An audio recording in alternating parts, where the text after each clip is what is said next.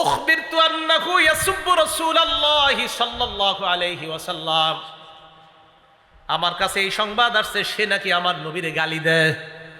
Line রাআইতুহু,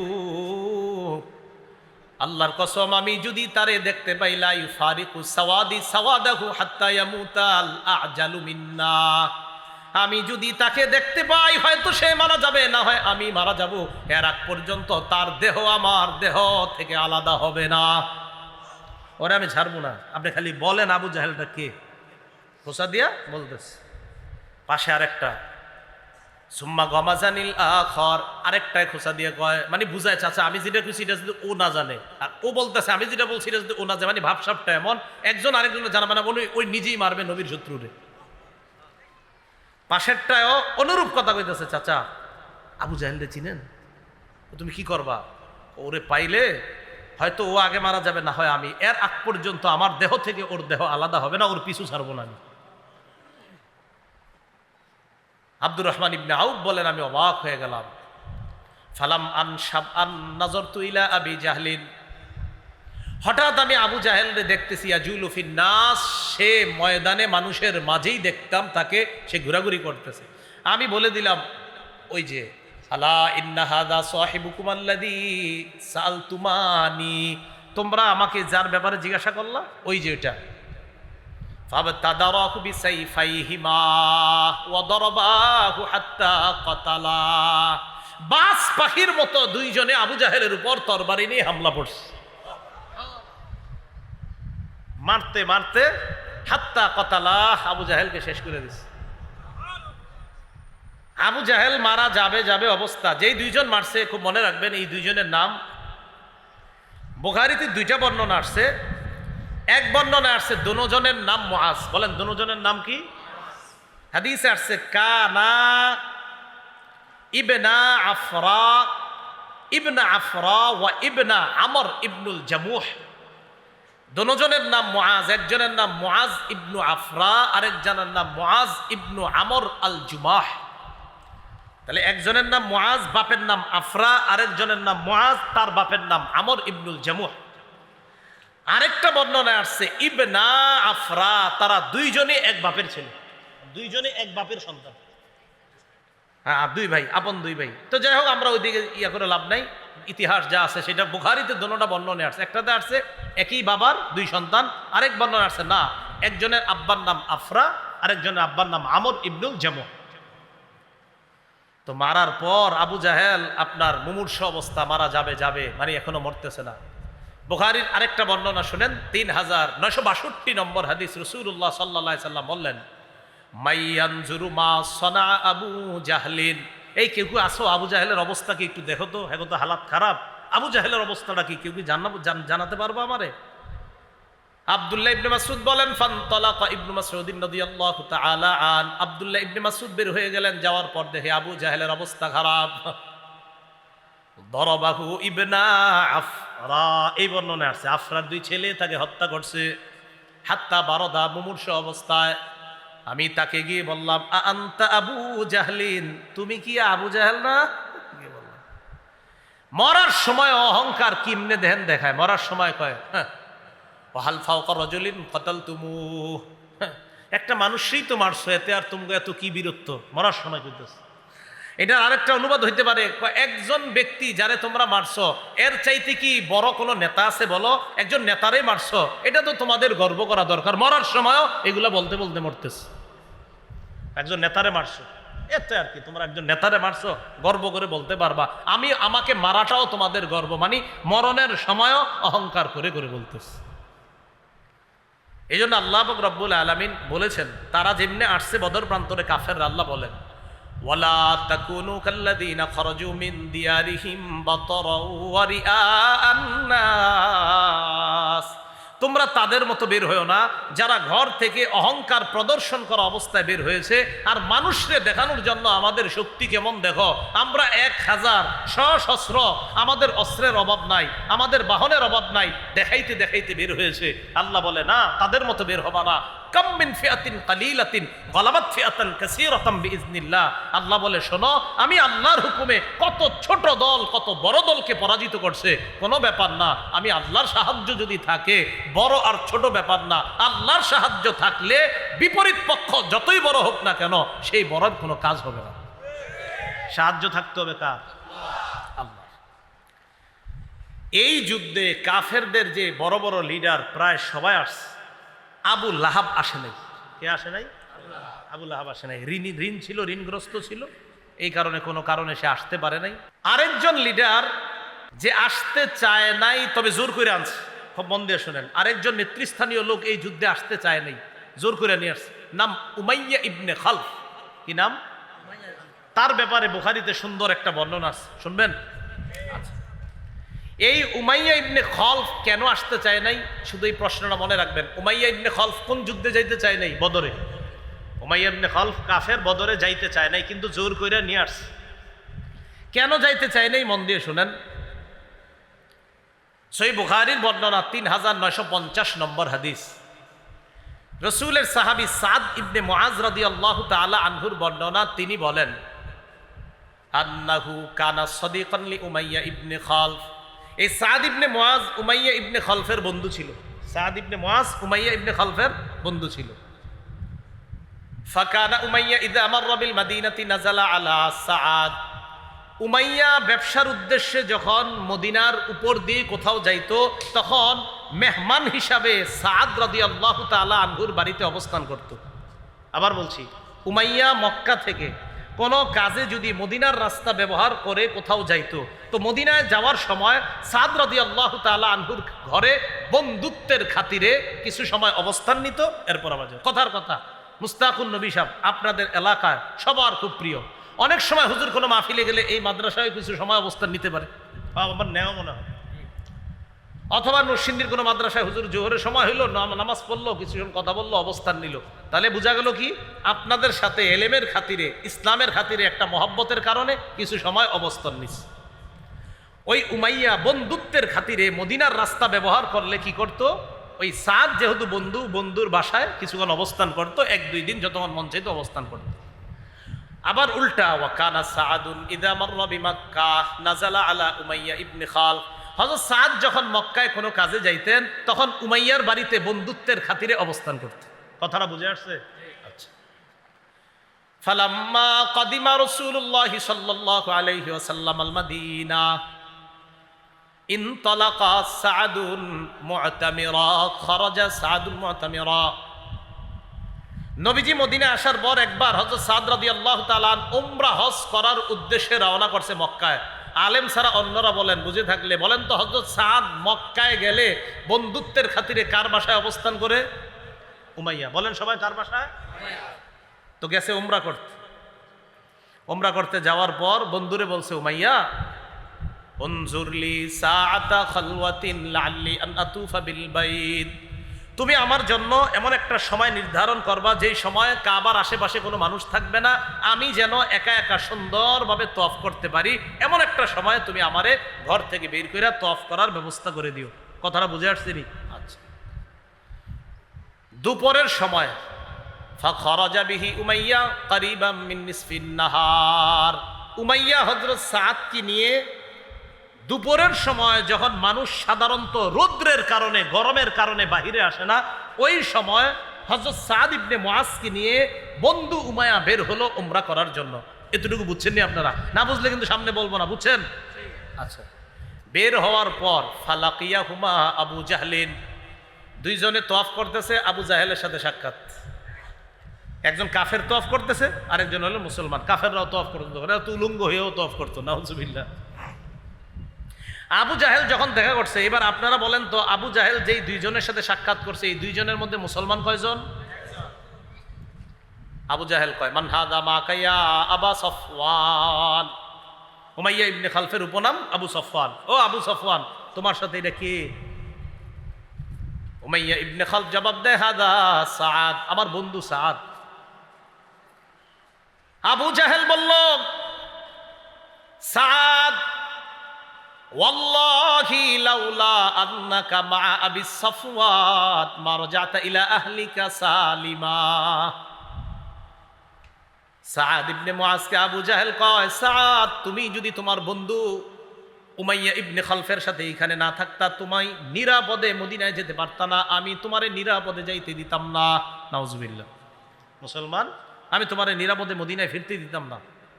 হযরত সাদ তো মুসলমান, মুসলমান কোনো বেঈমানকে ভয় করে না। সাথে সাথে জবাব দিয়ে দিচ্ছে। فقال له سعد ورفع صوته عليه। হযরত সাদ আবু জাহেলের চেয়ে আরো জোরে আওয়াজে জবাব দিচ্ছে, এই তুমি কারে হুমকি দাও, কারে হুমকি দিলা তুমি? একজন মুসলমান পুরা কাফেরদের এলাকায় দাঁড়ায় কথা বলতেছে, তুমি কারে হুমকি দিলা? শোনো, মন দিয়া শোনো। ওয়াল্লাহি লা ইন মানাতানি হাদা, আমারে আজকে বাধা দিবা, দাও, সমস্যা নাই। ওয়াল্লাহি লা আমনা আন্নাকা মা হু আশাদ্দু আলাইকা মিনহু তরিকাকা আলাল মাদিনা। মনে রাখো, ব্যবসায়িক কাজে মদিনার রাস্তাটা যখন ব্যবহার করো তখন আমিও কিন্তু ছাড়বো না। মদিনার রাস্তা দিয়ে যাইবা, একটারেও ছাড়বো না, সবগুলা বিপদে পড়বা। তোমগো তো খাওন দাওন সব মদিনার রাস্তা দিয়ে, কই যাইবা একটা বলো সবাই তুমি। আবু জাহেলের যখন নাকি এইভাবে রাগ হইয়া কথা কইছে, তো উমাইয়া আবার দেখছে একজন লিডার রে সাদ এইভাবে কথা কয়। আবু জাহেল তো লিডার। তো উমাইয়া ইবনে খালফ বন্ধু সাদকে বলতেছে, সাদ লা তারফা সাউতাকা আলা আবিল হাকাম সাইয়্যিদি আহলিল ওয়াদি। আবু জাহেলের নাম আবুল হাকাম আর কি। কয় তুমি এইভাবে আবুল হাকামকে এইভাবে আওয়াজ উঁচু করে কথা বইলো না, সে একজন নেতা মানুষ। সাদ রাদিয়াল্লাহু তাআলা আনহু বললেন, উমাইয়া তুমি আমার বন্ধু, তাহলে একটু কথা শোনো। আল্লাহ, আল্লাহর কসম, সামিআতু রাসূলুল্লাহি সাল্লাল্লাহু আলাইহি ওয়াসাল্লাম ইয়াকুল, আমি আল্লাহ নবীরে বলতে শুনছি তোমার ব্যাপারে একটা কথা, ইন্নাহুম কাতিলুকা, মুসলমানরা তোমারে হত্যা করবে। বন্ধুরে কয়ে দিস, বন্ধু তোমারে কিন্তু মুসলমান হত্যা করবে, আমি শুনছি, তুমিও সাবধানে থাইকো। এতক্ষণ তো আবু জাহেলকে কইছি জোরে জোরে, তোমারেও কই দিস, তুমিও সাবধানে থাইকো। দেখেন উমাইয়া এই কথা শুনে কয়, কি বললা? হ্যাঁ। কয় আবি মাক্কা, কয় মক্কায় হত্যা করবে আমারে? সাদ ইবনে মুআজ কয় লা আদরি, আমি জানি না, তবে হত্যা করবে, মনে রেখ। উমাইয়া ইবনে খালফ তাড়াতাড়ি বিবির কাছে গেছে, যাওয়ার পরে কয়, ইয়া উম্মা সাফওয়ান, ও বিবি, আলাম তারা মা ক্বালা লি সাদ, আরে দোস্ত সাদ আমারে কি বলছে শুনছো? কয় কি বলছে? আমা ক্বালাত লাক, ক্বালাত আমা ক্বালা লাকা, বিবি বলতেছে কি বলছে? কয় আমারে বলছে নবী নাকি তাদেরকে সংবাদ দিছে, মুহাম্মদ সাল্লাল্লাহু আলাইহি সাল্লাম আখবারাহুম, তাদেরকে নাকি সংবাদ দিছে, আন্নাহুম কাতিলি, তারা আমাকে হত্যা করবে। আমি বলছি মক্কায়, তিনি বলছে না জানি না। বিবিরে বলতেছে, বিবি তুমি শোনো, ওয়াল্লাহি লা আখরুজু মিন মাক্কাতা আবাদা, আল্লাহর কসম আমি মক্কা থেকে আর বের হব না। আশা করি আপনারা বুঝতে পারতেছেন কোন দিকে যাইতেছি, আমি মক্কা থেকে আর বের হব না। উমাইয়া ইবনে খালফ কোথায় মারা গেছে? বদরে। উমাইয়া ইবনে খালফ মারা গেছে কোথায়? উমাইয়া ইবনে খালফ কিন্তু যাইতে চায় নাই। তাহলে আপনারা আশা করি বুঝতে পারতেছেন ঘটনাটা কোন দিকে যাচ্ছে। তো উমাইয়া ইবনে খালফ কয়, আল্লাহর কসম আমি মক্কা থেকে বের হব না। কারণ কাফেররাও বিশ্বাস করতো মুহাম্মদ সাল্লাল্লাহু আলাইহি সাল্লাম মুখ দিয়ে কিছু বলা মানেই সত্য কথা। বদরে যে ৩১৩ জন মুসলমান সাহাবায়ে কেরামের দল অংশগ্রহণ করেছেন, এর মধ্যে ৮২ জন সাহাবী ছিলেন মুহাজির, ২৩১ জন ছিলেন আনসার। ৮২ জন মুহাজির যারা মক্কা থেকে হিজরত করে মদিনায় গিয়েছে, এই সাহাবাদের দলের সংখ্যা ছিল কত? ৮২। আর মদিনায় যারা আনসার তাদের সংখ্যা ছিল ২৩১। মদিনায় আনসার সাহাবারা আবার দুই গোত্র মিলেছিল, এক গোত্রের নাম ছিল আউস, আরেক গোত্রের নাম খাজরাজ। আউস গোত্রের সাহাবাদের সংখ্যা ছিল ১৭০, খাজরাজ গোত্রের সাহাবার সংখ্যা ছিল ৬১। ১৭০ আর ৬১ কত হয়? ২৩১। তাহলে আনসার হলো দুই এলাকা মিলে। আউস গোত্রের ১৭০ জন আনসার সাহাবা, খাজরাজ গোত্রের ৬১ জন সাহাবা। তো ১৭০ আর ৬১ ২৩১। তো আনসার হইল ২৩১ আর মুহাজির সাহাবি হলো ৮২ জন। ২৩১ আর ৮২ কত হয়? ৩১৩। কথা বুঝে আসছে? রাসূলুল্লাহ সাল্লাল্লাহু আলাইহি সাল্লাম কেন বদর প্রান্তরে গেলেন? প্রথম যখন বের হয়েছে তখন বদরের উদ্দেশ্যে বের হননি। প্রথম কেন বের হলেন মদিনা থেকে? খুব মনোযোগ দিয়ে শুনব। তবরানি শরীফ হাদিসের একটা কিতাব, এই কিতাবের 4 নম্বর খণ্ড 175 নম্বর পৃষ্ঠা, আবু আইয়ুব আনসারী রাদিয়াল্লাহু তাআলা আনহুর বর্ণনা। তিনি বলেন, قال لنا رسول الله صلى الله عليه وسلم إني أخبرت عن عير أبي سفيان فهل لكم أن تخرجوا قلنا نعم يا رسول الله।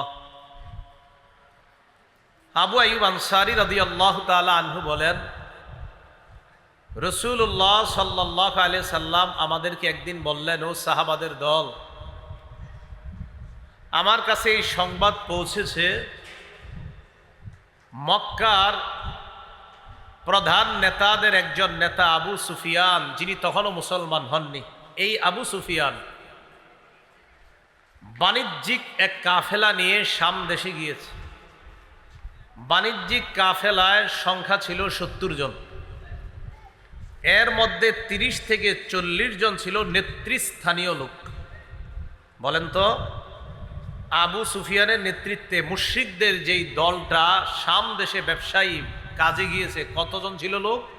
70 জন। নেতৃস্থানীয় ছিল কয়জন? 30 থেকে 40। নবীজির কাছে সংবাদ আসলো যে আবু সুফিয়ান যেই বাণিজ্যিক কাফেলা নিয়ে গিয়েছে, বাণিজ্যিক যে পণ্যগুলো নিয়ে ফিরতেছে, এই বাণিজ্যিক পণ্য নিয়ে তার দেশে আসার পর টার্গেট হলো এইগুলা বিক্রি করার পর যে লভ্যাংশ হবে, এই লভ্যাংশ মুসলমানদেরকে উৎখাত করার কাজে খরচ করা হবে। মুসলমানদেরকে এখনো আমরা অনেক কিছু খাই, এখনো আমরা ডেলি অনেক কিছু খাই, যেগুলার অর্থটা আমাদেরকেই শেষ করার পিছে কাজ হয়। তো নবীজি বললেন, আমার কাছে সংবাদ আসছে যে তারা তাদের এই বাণিজ্যিক পণ্য নিয়ে যে আসতেছে, এই পণ্য বিক্রি করে যে লভ্যাংশটা আসবে, এটার লভ্যাংশ দিয়ে মুসলমানদেরকে কিভাবে দুনিয়া থেকে নিশ্চিহ্ন করা যায়, এই জন্য এই লভ্যাংশ খরচ করা হবে। এই বাণিজ্যিক কাফেলার মধ্যে মক্কার প্রায় সবাই পুঁজি বিনিয়োগ করেছে, ইনভেস্ট করছে। ওই যুগে 50,000 দিনার, যাকে আমরা স্বর্ণ মুদ্রা বলতে পারি, এই 50,000 দিনার বা স্বর্ণ মুদ্রা সমপরিমাণ বাণিজ্যিক পণ্য ছিল। বর্তমান হিসাব অনুযায়ী ওই যুগে 50,000 দিনার, এক দিনার সমান সমান যদি 4 মাসা হয়, তাহলে এই যুগেরই টাকা অনুযায়ী ওই যুগে প্রায় 25 লক্ষ টাকার সম্পদ ছিল। কয় লক্ষ? এখন যদি হিসাব করেন তাহলে এটা 25 কোটির উপরে হবে। মানে এই যুগের হিসাবে ওই যুগে 25 লক্ষ, তাহলে এটা এই যুগে কত হবে? আর বেশি হতে পারে। তাহলে এই পরিমাণ সম্পদ নিয়ে আবু সুফিয়ান শাম দেশ, যেটা বর্তমানে আমরা বলি সিরিয়া, এই সিরিয়া থেকে আসতেছে। বাণিজ্যিক কাফেলা যে শাম দেশ থেকে মক্কায় আসবে, আসার সময় যেই পথ দিয়ে যাবে, এই পথ মদিনার উপর দিয়ে গেছে। কথা বুঝে আসছে? তাহলে যেতে হবে কোন দিক দিয়ে? মদিনা দিয়ে। নবীজির কানে যখন এই সংবাদ আসছে যে আমাদেরকে উৎখাত করার জন্য নাকি লভ্যাংশ খরচ করা হবে, এক কাজ করি, চলো আমরা তাদের গতিরোধ করতে হবে, কারণ আমাদেরকে ধ্বংস করার জন্য যা ব্যয় করা হবে, এটা নিয়ে আমরা তাদেরকে যেতে দিব না, আমরা রাস্তায় তাদের গতিরোধ করার চেষ্টা করব। আবু সুফিয়ান, যিনি বাণিজ্যিক কাফেলার লিডার ছিলেন, তার বুদ্ধি ছিল খুব বেশি। মদিনার কাছাকাছি আইসা তিনি মানুষের আনাগোনা দেখা কিছুটা আশ করতে পারছেন। ঘটনা কি? মদিনায় কি আমাদের ব্যাপারে কোনো সংবাদ আছে নাকি? আমরা যে তাদের পিছনে লভ্যাংশ ব্যয় করবো, এই জাতীয় কোনো সংবাদ মদিনায় আবার যায় নাই তো। আবু সুফিয়ান সন্দেহ করে করে বিভিন্ন জনকে জিজ্ঞাসা করে, আচ্ছা মুহাম্মদ এবং তার অনুসারীরা, বলেন সাল্লাল্লাহু আলাইহি সাল্লাম, তার অনুসারীদের কি অবস্থা? কেউ বলে না, কোনো সংবাদ দিতে পারে না। হঠাৎ একজন সংবাদ দিল যে মুহাম্মদ এবং তার অনুসারীরা মদিনা থেকে বের হয়েছে। কেন বের হয়েছে, কি উদ্দেশ্যে বের হয়েছে তা জানি না, তবে এতটুকু জানি মদিনা থেকে বের হয়েছে। কথা বুঝে আসছে? ওই যে নবীজি সাহাবাদের 313 জনের একটা কাফেলা নিয়ে মদিনা থেকে বের হয়েছে, কেন এটা কেউ জানে না। আবু সুফিয়ান খালি তথ্য নেয়। হঠাৎ একদিন, খুব জ্ঞানী ছিল, ওটের এক লাদা আবু সুফিয়ান লাঠি দিয়ে এইভাবে আলাদা করলো। ওটের লেদা আলাদা কইরা দেখলো লেদার ভিতরে খেজুরের ছোট্ট ছোট্ট দুইটা বিচি দেখা যায়। বিচি দেখে বুঝতে পারছে, হ্যাঁ এই ওট তো মদিনার ওট, নিশ্চিত মদিনার লোকেরা আমাদের ব্যাপারে জেনে ফেলছে। কি পরিমাণ বুদ্ধি ছিল যে এইটা মদিনার ওট। পায়খানার ভিতরে ওটের লাদার ভিতরে ছোট্ট খেজুরের বিচি দেখে বুঝছে যে এই খেজুর তো মদিনার খেজুর, এটা মক্কার না। তার মানে এই খেজুর যে ওট খাইছে ওটা মদিনার ওট। আবু সুফিয়ান নিশ্চিত হয়ে গেল যে না, মদিনার পথ আমাদের জন্য নিরাপদ না। ইতিমধ্যে আবু সুফিয়ান কি করলো, মদিনার পথ পরিহার করে সমুদ্রবর্তী তীর দিয়ে মক্কায় রওনা করলো। বুদ্ধি করে সমুদ্রের তীর দিয়ে রওনা করার সময় আবু সুফিয়ান আশঙ্কা করলো যদি আবার ধরা খাই। এই আশঙ্কায় জমজম ইবনে আমর আল গিফারি নামে এক ব্যক্তি অশ্বারোহী, ঘোড়া চালাইতে পারে, তাকে আবু সুফিয়ান মক্কায় পাঠিয়ে দিল, যাও আমাদের জনগণকে গিয়ে জানায় দাও যে আমাদের অবস্থা ততটা ভালো না, তারা যেন আমাদেরকে রক্ষা করার জন্য প্রস্তুতি নিয়ে আমাদেরকে রক্ষা করার জন্য বের হয়। এই সংবাদ আবু সুফিয়ান পাঠাই দিচ্ছে। কথাগুলো মন দিয়ে শোনেন, এদিক সেদিক মাথা দিলে একদম হারিয়ে ফেলবেন। জমজম ইবনে আমর আল গিফারি ঘোড়া চালাইতে চালাইতে মক্কায় গেছে। সেখানে যাওয়ার পর আবু জাহেলের কানে সংবাদ গেছে যে মুহাম্মদ সাল্লাল্লাহু আলাইহি সাল্লাম আর তার সাহাবারা তোমাদের বাণিজ্যিক কাফেলাকে প্রতিরোধ করার জন্য অলরেডি মদিনা থেকে বের হয়েছে, তবে আপাতত কি অবস্থা আছে জানি না, তোমরা তাড়াতাড়ি কাফেলাকে রক্ষা করার জন্য বের হও। আবু জাহেল ঘোষণা দিয়ে দিল। সহিহ বুখারীর বর্ণনা 3950 নম্বর হাদিস, লম্বা হাদিসের অংশ বিশেষ। ইস্তানফারা আবু জাহলিন আন্নাস ফাকালা আদরিকু আইরাকুম, লম্বা হাদিস, এই হাদিসের শেষের দিকে আছে। আবু জাহেল সমস্ত মানুষগুলাকে সদল বলে বের হওয়ার জন্য বলল, আর বলল তোমরা তোমাদের কাফেলাকে তাড়াতাড়ি রক্ষা করো। আবু জাহেল 1000-এর একটা বাহিনী নিয়ে রওনা করছে। কয় হাজার? 1000। নবীজি কয়জন নিয়ে বের হয়েছে? 13 জন। আবু জাহেল বের হওয়ার পর জুহফা নামক স্থানে আসছে। জুহফা নবীজি কাফেলা নিয়ে বের হয়ে জাফিরান নামক স্থানে অবস্থান করতেছে। মনে রাখবেন, আবু জাহেল বের হইয়া জুহফা নামক স্থানে আসছে। নবীজি বের হইয়া যেখানে অবস্থান করতেছে এটার নাম জাফিরান, এই এলাকায় অবস্থান করতেছে। ইতিমধ্যে আবু সুফিয়ান যখন সমুদ্রের তীর দিয়া নিরাপদে মক্কার কাছাকাছি চলে যাচ্ছে, সংবাদ পাঠায়া দিছে আবু জাহেলের কাছে যে আর যুদ্ধ করার দরকার নাই, ফিরে আসতে বলো। ওই যে যারা জুহফায় গিয়ে অবস্থান করছে আবু জাহেল, আবু জাহেল তো মদিনার মুসলমানদেরকে উৎখাত করার উদ্দেশ্যে রওনা করছে। তো জুহফা নামক এলাকায় আসার পর, আমি আপনাদের এখানে আসবো, ইটাখোলা আসার পর একজন বললো আসা দরকার নেই, চলে যান। বুঝে আসছে কথাটা? তো ঠিক এইভাবে আবু জাহেল বের হয়েছে, জুহফা নামক স্থানে আসছে। আসার পর আবু সুফিয়ান সংবাদ পাঠায় দিছে যুদ্ধ করার আর দরকার নাই, ফিরে আসো, আমরা নিরাপদে মক্কায় পৌঁছে গেছি। তাহলে জিহাদের আর দরকার নাই, যুদ্ধের আর দরকার নাই। আবু জাহেল সাথীদের সাথে পরামর্শ করে বলল, মুসলমানদেরকে একটা শিক্ষা দেওয়া দরকার, যেহেতু বের হয়ে গিয়েছি অতএব ফিরে যাওয়া আর দরকার নাই, এইগুলারে দুনিয়া থেকে বিদায় কইরা এরপর আসবো, চলো। নর্তকীদেরকে নাচাইতে নাচাইতে অস্ত্রে শস্ত্রে সুসজ্জিত হয়ে 1000-এর বাহিনী নিয়ে আবু জাহেল আর তার সাথীরা রওনা করছে। কি না, যুদ্ধই করবে, ফায়সালা হবে, মুসলমানদেরকে বিদায় করবে দুনিয়া থেকে। রসুল তখন জাফিরান নামক স্থানে সংবাদ পাইল যে আবু সুফিয়ান তো নিরাপদে সমুদ্রের তীর দিয়ে চলে গেছে। এদিক দিয়ে আবু জাহেল হুজুর রওনা করে জুহফা নামক স্থানে আসছে। আসার পর আবু সুফিয়ান চলে যেতে বলেছে, কিন্তু আবু জাহেল যাচ্ছে না, আবু জাহেল আমাদেরকে উৎখাত করার জন্যই আসতেছে। রাসূলুল্লাহ সাল্লাল্লাহু আলাইহি সাল্লাম তখন বললেন কি করা যায়? তো রাসূলুল্লাহ সাল্লাল্লাহু আলাইহি সাল্লাম বললেন, আশিরু আলাইয়া আইয়ুহান নাস, ও সাহাবারা তোমরা পরামর্শ দাও আমারে। ফাকামা আবু বকরিন ওয়া ক্বালা ওয়া আহসানা, আবু বকর সিদ্দিক রাদিয়াল্লাহু তাআলা আনহু দাঁড়াইলেন, খুব চমৎকার ভাষণ দিলেন আর বললেন কোনো সমস্যা নাই, চলেন আমরাও যাই। সুম্মা কামা উমর ইবনুল খাত্তাব ওয়া ক্বালা ওয়া আহসানা। ওমর রাদিয়াল্লাহু তাআলা আনহু চমৎকার ভাষণ দিলেন, তবে নবীর টার্গেট অন্য কিছু। নবীজি চাইতেছে শুধু মুহাজিররা কেন বলে, মুহাজিররা তো ৮২ জন মাত্র, আনসার তো ২৩১ জন, তো আমার মুহাজির সাহাবারা কেন বলে? আরে তাদের থেকে কেউ কিছু কেন বলে না? তো রাসূলুল্লাহ সাল্লাল্লাহু আলাইহি সাল্লাম যখন প্রথমে বললেন যে এরকম কাফেলা তো আসতেছে, কি করা যায়, তো প্রথম জবাব ছিল সাহাবাদের এরকম, কুলনা, আমরা বললাম আজকে আমাদের এই পরিমাণ শক্তি নাই যে তাদের সাথে লড়াই করতে পারবো। কারা? সাহাবাদের বক্তব্য যে এই পরিমাণ শক্তি নাই যে লড়াই করতে পারবো আমরা। তখন নবীজি চিন্তা করলেন কি করা যায়, খালি পরামর্শ চায়। তো মুহাজির সাহাবীদের মধ্যে আবু বকর দাঁড়ায় বললেন চলেন, ওমর বললেন চলেন, কিন্তু নবীজির টার্গেট অন্য কিছু, যে আনসারদের কেউ দাঁড়ায় না কেন। ফাকামাল মিকদাদ রাদিয়াল্লাহু তাআলা আন, আনসারদের মধ্যে মিকদাদ রাদিয়াল্লাহু তাআলা আন সাহস করে দাঁড়িয়ে গেলেন। আনসারদের মধ্যে হযরত মিকদাদ দাঁড়ানোর পর তার বক্তব্যটা বুখারীতে আসছে, সহিহ বুখারীর 4609 নম্বর হাদিসে আসছে।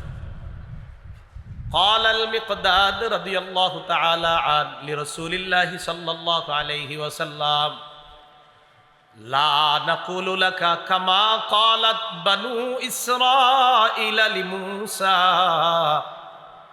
فاذهب أنت وربك فقاتلا إنا هاهنا قاعدون ولكن امضي أنت ونحن معك وفي رواية ونحن معك مقاتلون।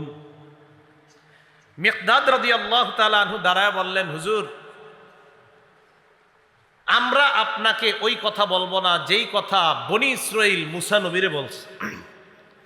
মুসা নবী যখন বনি ইসরাইলকে বলছে চলো আমরা জালেমদের বিরুদ্ধে লড়াই করব, তখন বনি ইসরাইল মুসা নবীরে বলছে আপনি আর আপনার রব দিয়া লড়াই করেন, আমরা এখানে বসে অপেক্ষা করতেছি। নাউজুবিল্লাহ।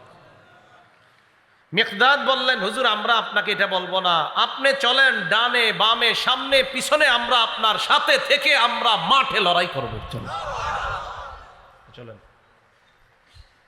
যখন হযরত মিকদাদ রাদিয়াল্লাহু তাআলা আনহু বলছে আপনি চলেন, হাদিসে আসছে ফাকান্নাহু সুররিয়া আনহু, রাসূলের চেহারা থেকে, চেহারা মুবারক থেকে পেরেশানির ছাপ মুহূর্তেই দূর হয়ে গেছে। মুহাজিররা বক্তব্য দিচ্ছিল, নবীজি খালি কয় আরে বলো না, আরো বলো, মানে চাইতেছে আনসারদের কেউ বলো, কারণ তাদের সংখ্যা তো বেশি। এতটুকু বুঝে আসছে সবার? আচ্ছা, আবু জাহেলের নেতৃত্বে কাফেররা চলে আসছে বদর নামক স্থানে। আইসা তারা আগে আগে পানির কাছাকাছি নিরাপদ জায়গা বেছে নিয়ে সুন্দর একটা জায়গা তারা বেছে নিয়েছে কাফেররা। রাসূলুল্লাহ সাল্লাল্লাহু আলাইহি সাল্লাম সাহাবাদের দল নিয়ে বদর প্রান্তরে গিয়ে উপস্থিত হয়ে এমন একটা জায়গা, যেই জায়গায় প্রচুর বালু আর পানি নাই নাগালের মধ্যে, খুব ভয়ঙ্কর অবস্থা, ওই জায়গায় সাহাবাদেরকে নবীজি বসলেন। তাহলে এখন কি পর্যন্ত মনে হচ্ছে দল বেশি কাদের? কত? সাহাবাদের কয়জন? ৩১৩ জন। কাফেররা কি নিরাপদ স্থানে না সাহাবারা? কাফেররা। পানির কাছে কারা? বালুরময় স্থানে কারা? সাহাবারা।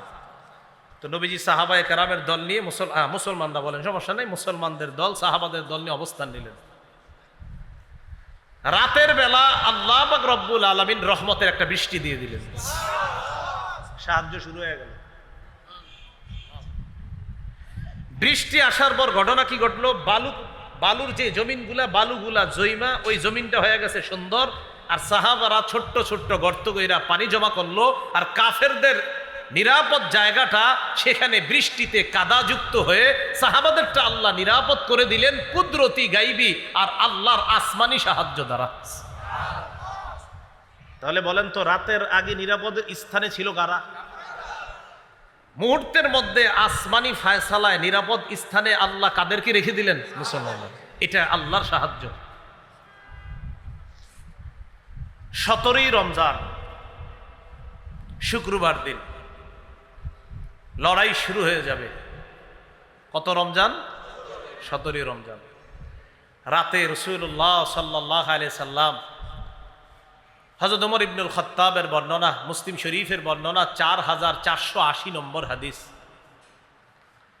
ওমর ইবনুল খাত্তাব রাদিয়াল্লাহু তাআলা আনহু বলেন, লাম্মা কানা ইয়াউমু বাদরিন নাযারা রাসূলুল্লাহ সাল্লাল্লাহু আলাইহি ওয়াসাল্লাম ইলাল মুশরিকিনা ওয়া হুম আলফুন ওয়া আসহাবুহু 319 রাজুলা। বদর যুদ্ধের দিন রাসূলুল্লাহ সাল্লাল্লাহু আলাইহি সাল্লাম মুশরিকদের দিকে একটু তাকাইলেন।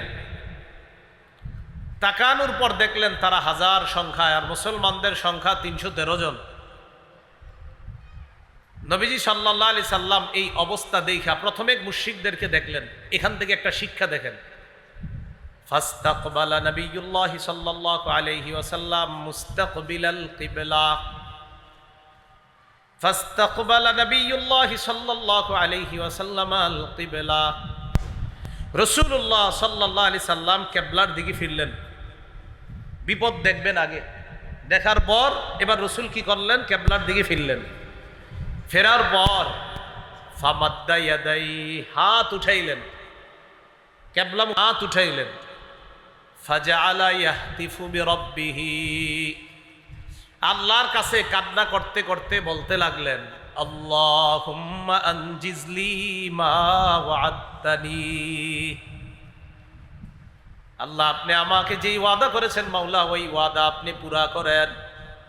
ওয়া আতিমা ওয়া'আদতানি, আপনি যেই ওয়াদা আমাকে দিয়েছেন এই ওয়াদার ফলাফল আমাকে আপনি দান করেন। আল্লাহুম্মা ইন তাহলিক হাদিহিল ইসাবাতু মিন আহলিল ইসলাম ফালান তু'বাদ বা'দু ওয়া ফি রিওয়ায়া ফালা তু'বাদ। মুসলমানদের এই দলটা যদি মাবুদ আজকে ধ্বংস হয়ে যায়, আপনার ইবাদত করার মতো আর কোনো মানুষ থাকবে না। নবীজি কান্তা করতে লাগলেন। ওয়া সাকাতা রিদাউহু আন মানকিবাই, হাত উঠাইতে উঠাইতে এক পর্যায়ে আল্লাহর নবীর চাদর মুবারক কাঁধ থেকে পড়ে যায়। হাত এত উঠাইছে চাদর পড়ে গেছে।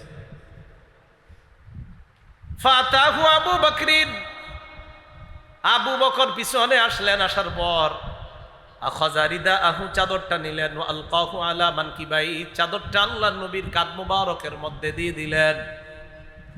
ওয়ালতাজামাহু মিন ওয়ারাইহি, আল্লাহর নবীকে পিছন থেকে আবু বকর জড়ায়া ধরলেন। সুবহানাল্লাহ, কাঁদতেছে, চাদরটা দিয়ে জড়ায়া ধরছে আর বলতেছে, কাফাকা মুনাশাদাতুকা রাব্বাক। যথেষ্ট দোয়া করছেন, আপনার রব আপনার জন্য যথেষ্ট, আপনি যথেষ্ট বলেছেন।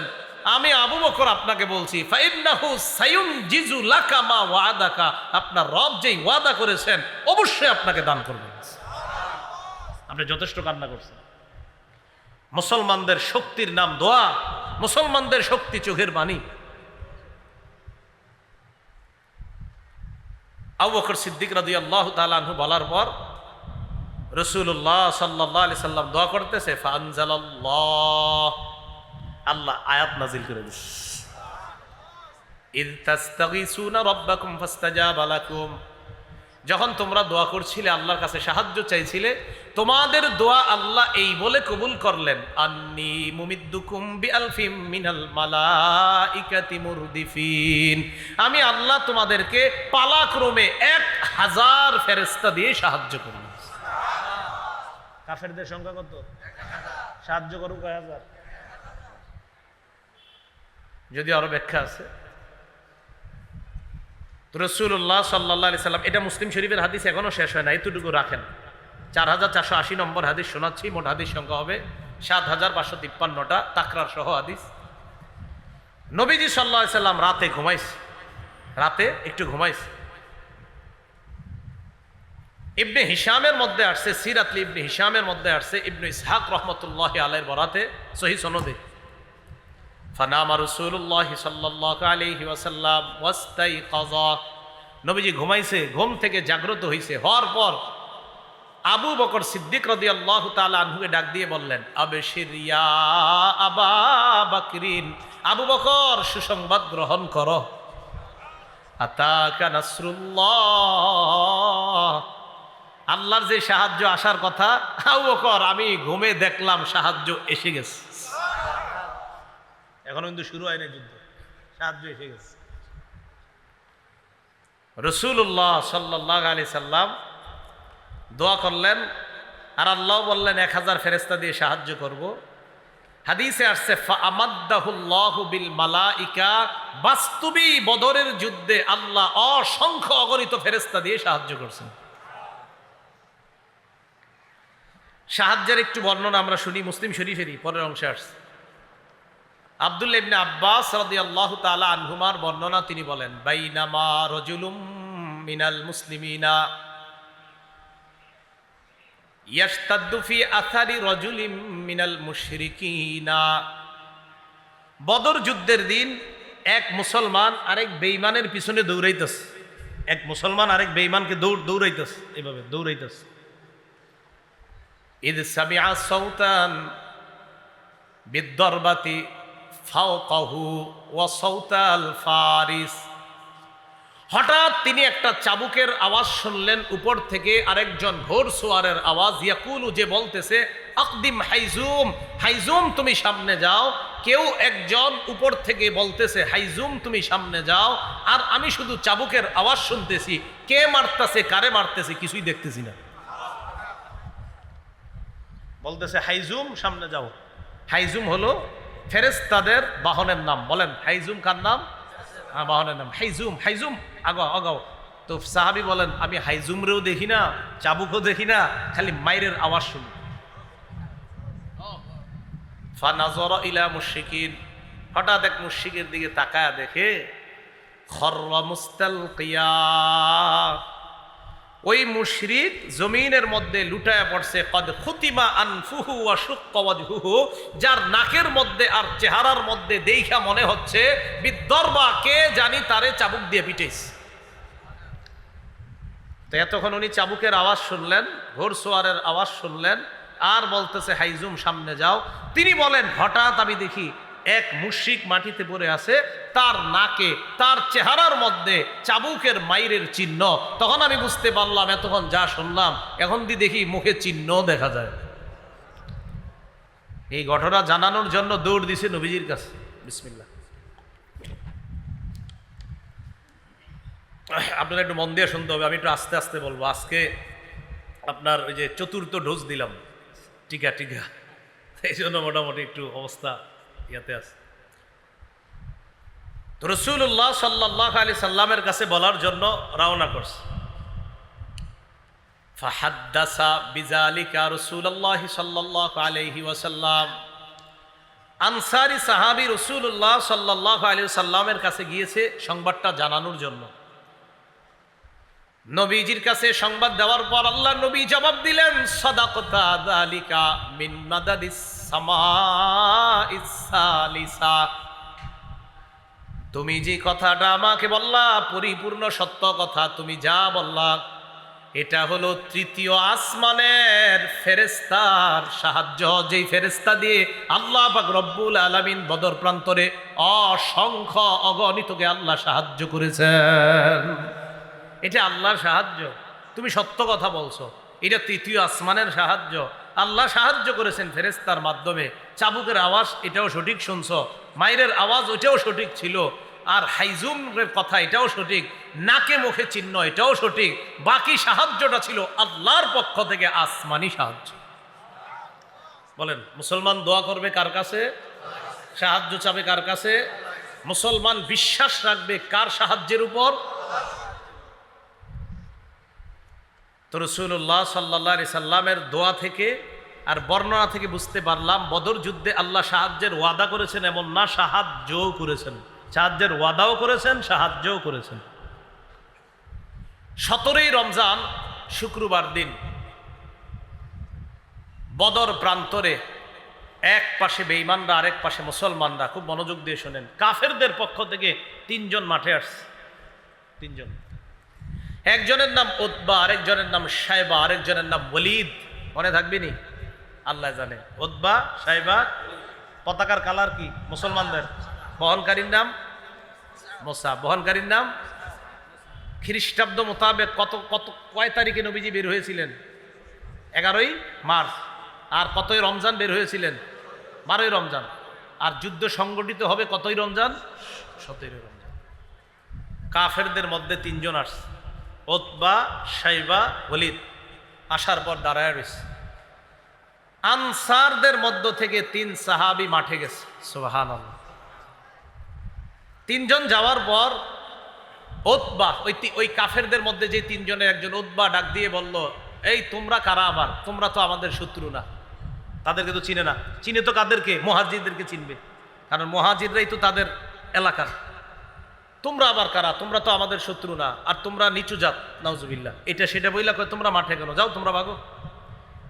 আমরা যাদেরকে শত্রু মনে করি, প্লেয়ার মনে করি, তাদেরকে পাঠাও। এটা উতবার অহংকার সুলভ বক্তব্য। রাসূলুল্লাহ সাল্লাল্লাহু আলাইহি সাল্লামের নির্দেশে, খুব মন দিয়ে শুনবেন, মুসলমানদের মধ্যে, মুহাজিরদের মধ্যে 3 সাহাবা মাঠে আসলেন। সুবহানাল্লাহ। একজন হযরত আলী রাদিয়াল্লাহু তাআলা, আরেকজন হযরত হামজা, আরেকজন উবাইদা রাদিয়াল্লাহু তাআলা। তাহলে প্রথমে আনসাররা আসছিল, তারা কয় না তোমরা দরকার নেই, আমাদের গোত্রের যেগুলো আছে সেগুলো পাঠাও। নবীজির নির্দেশে হযরত আলী আসলেন, হযরত হামজা আসলেন, হযরত উবাইদা আসলেন। খুব মন দিয়ে যদি শোনেন কথাগুলো মনে রাখা যাবে। অপর পাশে কাফেরের একজনের নাম উতবা, এই পাশে এক সাহাবীর নাম উবাইদা। উবাইদা, উতবা, যদি এই 2 অক্ষর মনে রাখেন তো মনে রাখবে। উতবার সাথে লড়াই হয়েছে উবাইদার। হ্যাঁ, উতবার সাথে উবাইদার। উতবার সাথে কার? উবাইদা। এটা মনে রাখ, সহজে মনে রাখার জন্য। শাইবার সাথে লড়াই হয়েছে হযরত হামজার। আলী রাদিয়াল্লাহু তাআলা আনহুর সাথে লড়াই হয়েছে ওলীদের। আল্লাহর কুদরতে, আল্লাহর মেহেরবানিতে 3 মুসলমানের কাছে 3 জন সশস্ত্র কাফের শোচনীয়ভাবে পরাজয় বরণ করছে।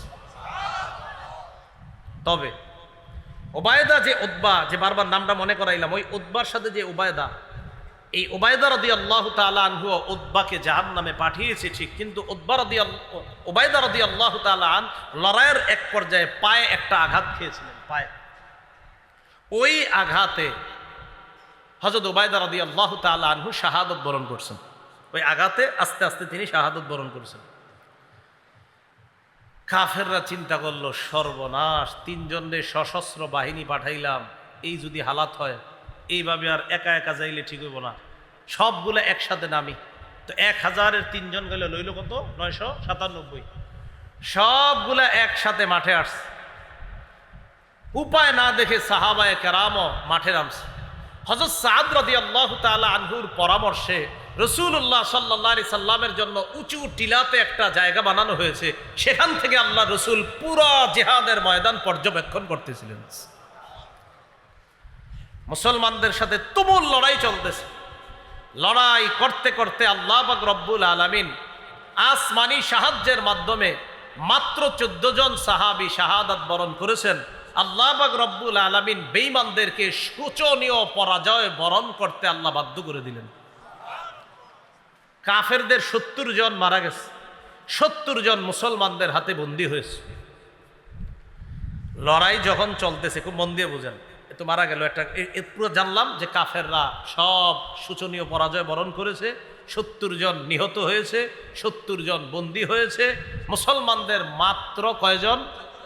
14 জন শহীদ হয়েছে। কাফেররা সারেন্ডার করছে। কাফেরদের মধ্যে যে লিডার ছিল সেদিন আবু জাহেল, তার মরণটা কিভাবে হয়েছিল? ওখানে মরছে সে। সহিহ বুখারীর বর্ণনা 3141 নম্বর হাদিস, 3141 কত হয়? 3141, 3141 কত? 3141। এই হাদিসের মধ্যে আছে আব্দুর রহমান ইবনে আউফ রাদিয়াল্লাহু তাআলা আনহুর বর্ণনা। তিনি বলেন, বাইনামা আনা ওয়াকিফুন ইয়াউমা বাদরিন ফিস সাফ ফাইদা আনা বিউলামাইন মিনাল আনসার হাদিসাতিন আসনালুহুমা। বদর যুদ্ধের দিন আমি সারিতে দাঁড়িয়েছিলাম, দলে দাঁড়িয়েছিলাম, কাতারের মধ্যে দাঁড়িয়েছিলাম। ফানাযারতু আন ইয়ামিনি ওয়া আন শিমালি, ডানে তাকাইলাম, বামে তাকাইলাম। ফাইদা আনা বিগুলামাইনি মিনাল আনসার হাদিসাতিন আসনানুহুমা। আমি চিন্তা করলাম, দেখি আমি কার পাশে আছি বদরে, মানে আব্দুর রহমান ইবনে আউফ। তো ডানে তাকায়া বামে তাকায়া দেখি 2টা বাচ্চা, ওনার পাশে 2টা বাচ্চা। তুমি চিন্তা করলাম, আমি বাচ্চাগুলোকে দাঁড়াই রয়েছি, তো উনি নিজেই বলতেছেন তামান্নাইতু আন আকুনা বাইনা আদলা মিনহুমা, আমার আশা তাদের চাইতে আরেকটু বড় পর্যায়ের কারোর সাথে থাকবো। দুই বাচ্চা আমার, দুই পাশে সবে মাত্র বালেগের কাছাকাছি এরকম দুই বাচ্চা। আমার দিকে সবাই তাকান। ফা গমাজা আহাদুহুমা ফা গমাজানি আহাদুহুমা, দুইজনের একজন আমার এমনি খোঁচা দিস, খোঁচা দিস, খোঁচা দিয়া কয় চাচা হাল তারিফু আবা জাহলিন ইয়া আম, চাচা আবু জাহেল রে চিনেন? আস্তে আস্তে কইতাছে, পাশেরটা যাতে না শুনে। মনে বুঝতেছেন তো আপনারা, একটা ডানে একটা বামে, তো একটাই খোঁচা দিয়ে বলতেছে চাচা আবু জাহেল রে চিনেন? আমি কই কি রে, আবার আবু জাহেলের নাম জিজ্ঞাসা করে কেন? তো আমি বললাম মা হাজাতুকা ইলাইহি ইবনা আখি, ভাতিজা আবু জাহেল রে তোমার কি দরকার? বাচ্চা জবাব দেয় উখবিরতু আন্নাহু ইয়াসুব্বু রাসূলুল্লাহি সাল্লাল্লাহু আলাইহি ওয়াসাল্লাম, আমার কাছে এই সংবাদ আসছে সে নাকি আমার নবীরে গালি দেয়। লাইন রাআইতুহু, আল্লাহর কসম আমি যদি তারে দেখতে পাই, লা ইউফারিকু সাওয়াদি সাওয়াদাহু হাত্তা ইয়ামুতাল আজালু মিন্না, আমি যদি তাকে দেখতে পাই হয়তো সে মারা যাবে, না হয় আমি মারা যাব, এর আগ পর্যন্ত তার দেহ আমার দেহ থেকে আলাদা হবে না। ওরে আমি ছাড়বো না। আপনি খালি বলেন আবু জাহেলটা কে? খোঁচা দিয়া বলতেছে। পাশে আরেকটা সুম্মা গমাজানিল আখর, আরেকটাই খোঁচা দিয়ে কয়, মানে বুঝায় চাচা আমি যেটা কইছি এটা যদি ও না জানে, আর ও বলতেছে আমি যেটা বলছি এটা যদি ও না জানে, মানে ভাবসাবটা এমন একজন আরেকজনের জানাবে না, বলে ওই নিজেই মারবে নবীর শত্রুরে। পাশেরটাও অনুরূপ কথা কইতেছে, চাচা আবু জাহেল রে চিনেন? তুমি কি করবা? ওরে পাইলে হয়তো ও আগে মারা যাবে, না হয় আমি, এর আগ পর্যন্ত আমার দেহ থেকে ওর দেহ আলাদা হবে না, ওর পিছু ছাড়বো না আমি। আব্দুর রহমান ইবনে আউফ বলেন আমি অবাক হয়ে গেলাম। ফালাম আন শাব আন নাজরতু ইলা আবি জাহলিন, হঠাৎ আমি আবু জাহেলরে দেখতেছি ইয়াজুলু ফিন নাস, সে ময়দানে মানুষের মাঝেই দেখতাম তাকে, সে ঘোরাঘুরি করতেছে। আমি বলে দিলাম ওই যে আলা ইন্না হাদা সাহিবুকুম আল্লাযী সালতুমানি, তোমরা আমাকে যার ব্যাপারে জিজ্ঞাসা করলা ওই যে ওটা। ফাবতাদারাহু বিসাইফাইহিমা ওয়া দারাবাহু হাত্তা কাতালা, বাস পাখির মতো দুইজনে আবু জাহেলের উপর তরবারি নিয়ে হামলা করছে, মারতে মারতে হাত্তা কাতালা, আবু জাহেলকে শেষ করে দিচ্ছে। আবু জাহেল মারা যাবে যাবে অবস্থা, যেই দুইজন মারছে খুব মনে রাখবেন এই দুইজনের নাম। বুখারীতে দুইটা বর্ণনা আসছে, এক বর্ণনা আসছে দুজনের নাম মুআজ। বলেন দুজনের নাম কি? হাদিসে আসছে কানা ইবনা আফরা ওয়া ইবনা আমর ইবনুল জামুহ, দুজনের নাম মুআজ। একজনের নাম মুআজ ইবনু আফরা, আরেকজনের নাম মুআজ ইবনু আমর আল জুমাহ। তাহলে একজনের নাম মুআজ, বাপের নাম আফরা, আরেকজনের নাম মুআজ, তার বাপের নাম আমর ইবনুল জামুহ। আরেকটা বর্ণনায় আসছে ইবনা আফরা, তারা দুইজনে এক বাপের ছেলে, দুইজনে এক বাপের সন্তান। হ্যাঁ, দুই ভাই, আপন দুই ভাই। তো যাই হোক আমরা ওইদিকে ইয়া করে লাভ নাই, ইতিহাস যা আছে সেটা বুখারীতে দোনোটা বর্ণনায় আসছে। একটাতে আসছে একই বাবার দুই সন্তান, আরেক বর্ণনা আসছে না একজনের আব্বার নাম আফরা, আরেকজনের আব্বার নাম আমর ইবনুল জামুহ। তো মারার পর আবু জাহেল আপনার মুমূর্ষ অবস্থা, মারা যাবে যাবে মানে এখনো মরতেছে না। বুখারীর আরেকটা বর্ণনা শুনেন, 3962 নম্বর হাদিস। রাসূলুল্লাহ সাল্লাল্লাহু আলাইহি সাল্লাম বললেন মাইয়ানজুরু মা সানা আবু জাহলিন, এই কেউ কেউ আসো আবু জাহেলের অবস্থা কি একটু দেখো তো, এখন তো হালাত খারাপ, আবু জাহেলের অবস্থাটা কি কেউ কি জানাতে পারবো আমারে? আব্দুল্লাহ ইবনে মাসউদ বলেন ফানতালাকা ইবনু মাসউদ রাদিয়াল্লাহু তাআলা আন, আব্দুল্লাহ ইবনে মাসউদ বের হয়ে গেলেন, যাওয়ার পর দেখে আবু জাহেলের অবস্থা খারাপ। দরবাহু ইবনা আফরা, এই বর্ণনায় আসছে আফরার দুই ছেলে তাকে হত্যা করছে। হাত্তা বারদা, মুমূর্ষ অবস্থায়। আমি তাকে গিয়ে বললাম আনতা আবু জাহলিন, তুমি কি আবু জাহেল না? মরার সময় অহংকার কিমনে দেহেন দেখায়, মরার সময় কয় ওয়াহাল ফাওকা রাজুলিন কাতালতুমু, একটা মানুষই তো মারছো, এতে আর তুমি এত কি বীরত্ব, মরার সময় কইতেছে। এটার আরেকটা অনুবাদ হইতে পারে একজন ব্যক্তি যারে তোমরা মারছো এর চাইতে কি বড় কোনো নেতা আছে বলো, একজন নেতারে মারছো, এটা তো তোমাদের গর্ব করা দরকার, মরার সময়ও এগুলা বলতে বলতে মরতেছে, একজন নেতারে মারছো। এতে আর কি, তোমরা একজন নেতারে মারছো, গর্ব করে বলতে পারবা। আমাকে মারাটাও তোমাদের গর্ব, মানে মরণের সময়ও অহংকার করে করে বলতেছে।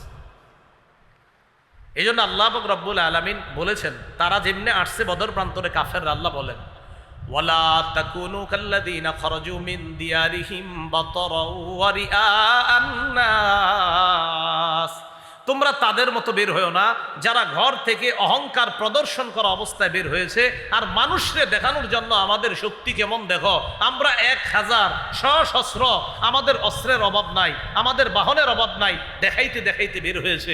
আল্লাহ বলে না, তাদের মতো বের হবা না। কাম মিন ফিআতিন কালিলাতিন গালাবাত ফিআতান কাসীরাতাম বিইজনিল্লাহ। আল্লাহ বলে শোনো, আমি আল্লাহর হুকুমে কত ছোট দল কত বড় দলকে পরাজিত করছে, কোনো ব্যাপার না। আমি আল্লাহর সাহায্য যদি থাকে, বড় আর ছোট ব্যাপার না, আল্লাহর সাহায্য থাকলে বিপরীত পক্ষ যতই বড় হোক না কেন, সেই বড়র কোনো কাজ হবে না। সাহায্য থাকতে হবে কার? আল্লাহ। এই যুদ্ধে কাফেরদের যে বড় বড় লিডার প্রায় সবাই আসছে, আবু লাহাব আসে নাই। কে আসে নাই? আবু লাহাব আসে নাই। ঋণ ছিল, ঋণগ্রস্ত ছিল, এই কারণে কোনো কারণে সে আসতে পারে নাই। আরেকজন লিডার যে আসতে চায় নাই, তবে জোর করে আনছে। খুব মন দিয়ে শোনেন, আরেকজন নেতৃস্থানীয় লোক এই যুদ্ধে আসতে চায় নাই, জোর করে নিয়ে আসছে। নাম উমাইয়া ইবনে খালফ। কি নাম? তার ব্যাপারে বুখারীতে সুন্দর একটা বর্ণনা আছে, শুনবেন? আচ্ছা, এই উমাইয়া ইবনে খালফ কেন আসতে চায় নাই, শুধু এই প্রশ্নটা মনে রাখবেন। উমাইয়া ইবনে খালফ কোন যুদ্ধে যাইতে চায় নাই? বদরে। উমাইয়া ইবনে খালফ কাফের, বদরে যাইতে চায় নাই, কিন্তু জোর কইরা নিয়ে আসছে। কেন যাইতে চায় নাই মন দিয়ে শুনেন। সহিহ বুখারীর বর্ণনা 3950 নম্বর হাদিস। রাসূলের সাহাবী সাদ ইবনে মুআজ রাদিয়াল্লাহু তাআলা আনহুর বর্ণনা, তিনি বলেন আন্নাহু কানা সাদিকান লি উমাইয়া ইবনে খালফ। এই সাদ ইবনে মুআজ উমাইয়া ইবনে খালফের বন্ধু ছিল। সাদ ইবনে মুআজ উমাইয়া ইবনে খালফের বন্ধু ছিল। ফাকানা উমাইয়া ইযা মাররা বিল মাদিনাতি নাযালা আলা সাদ।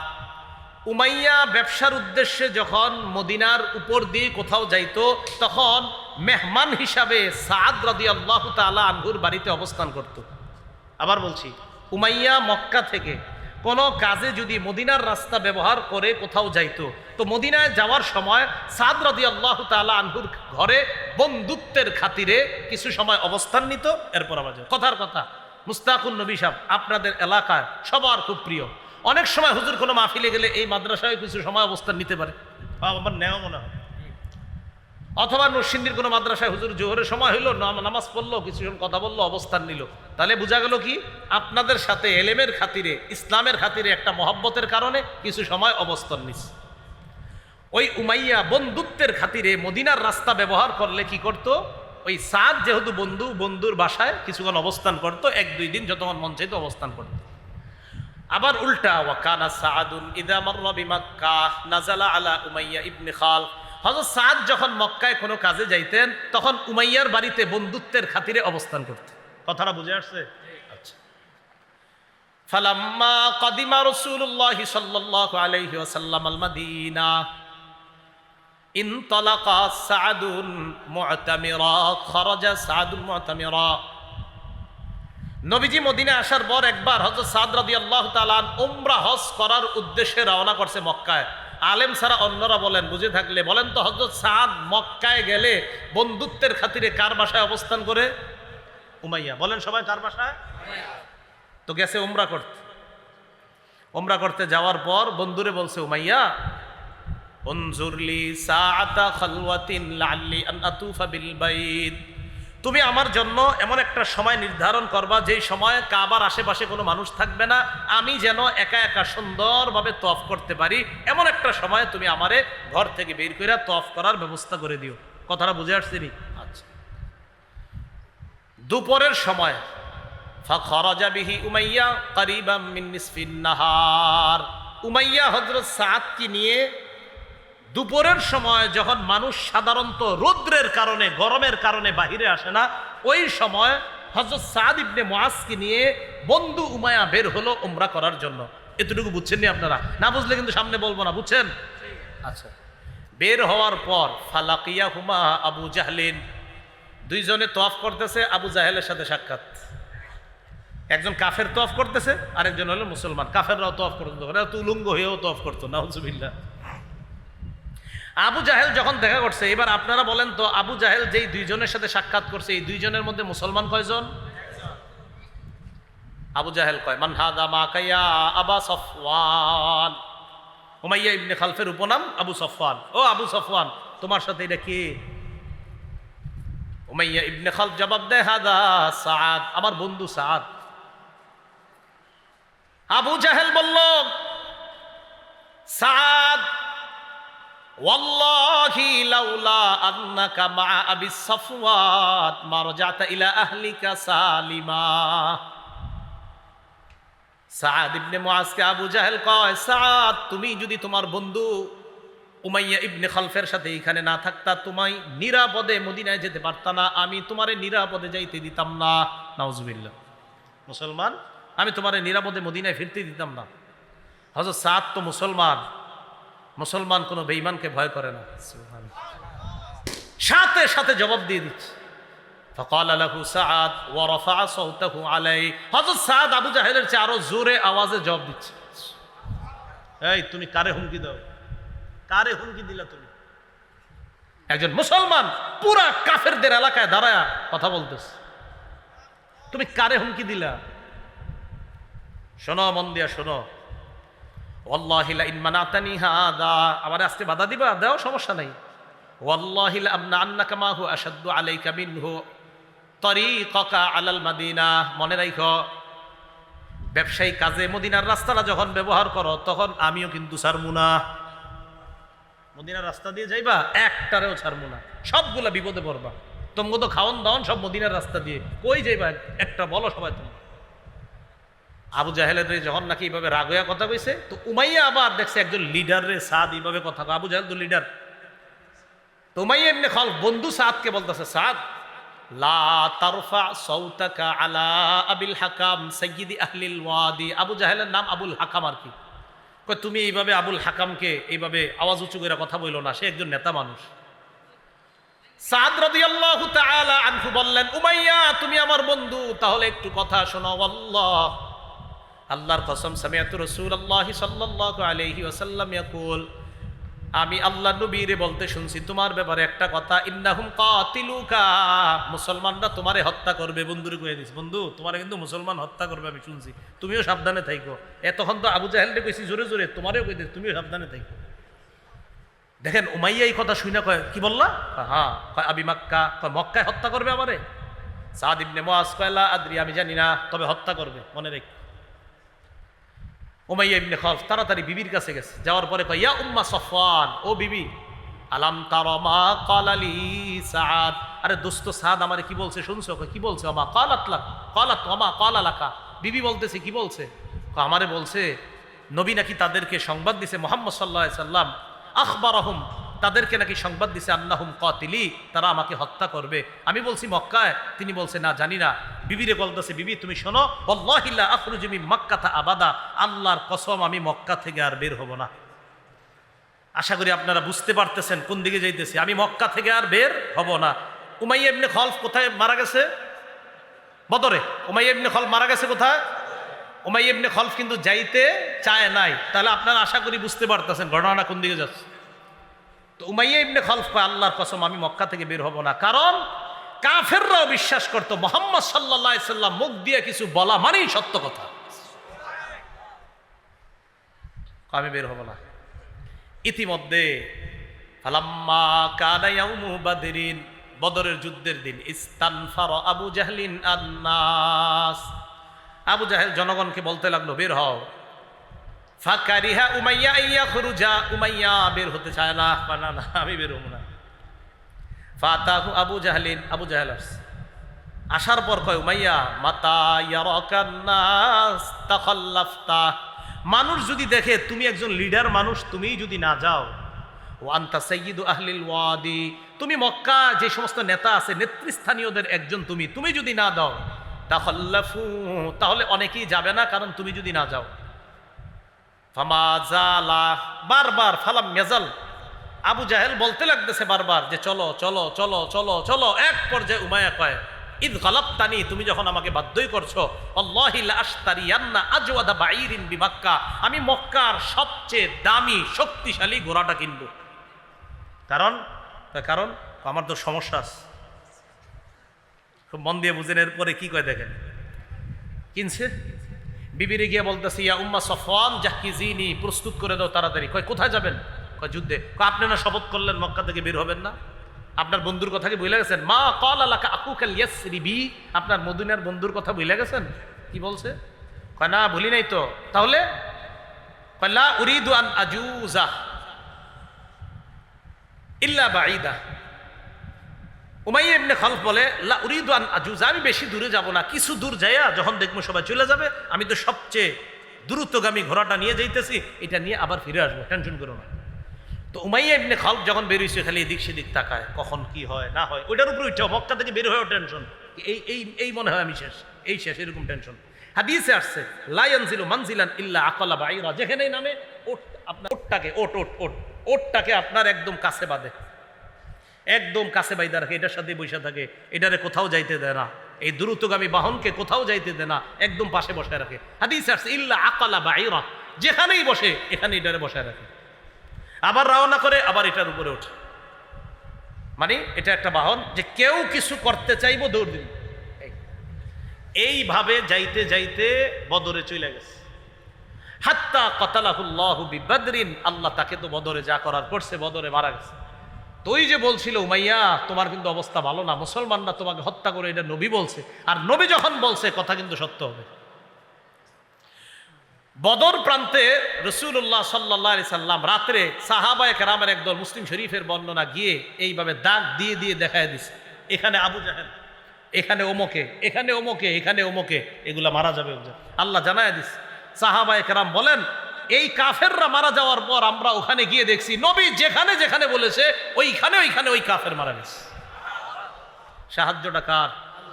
এটাই আল্লাহ বলেন, ওয়ালাকাদ নাসারাকুমুল্লাহু বিবাদরি ওয়া আনতুম আদিল্লাহ, আল্লাহ তোমাদেরকে বদরে সাহায্য করেছে, তোমরা ছিলে হীন, তোমরা এমন ছিলে, তোমাদের অস্ত্র শস্ত্র তোমাদের কাছে ছিল না। আমি আপনাদেরকে পুরাটা বিষয় বলার পর জানতে চাই, মুসলমানদের ভরসা অস্ত্রের উপর না আল্লাহর উপর? হ্যাঁ, প্রস্তুতি যা আছে এতটুকু মুসলমান নিতে পারে, কিন্তু মুসলমানের মূল ভরসা কার সাহায্যের উপর? আল্লাহর। এই জন্য বিপদ আপদ সর্ব অবস্থায় আমরা কার কাছে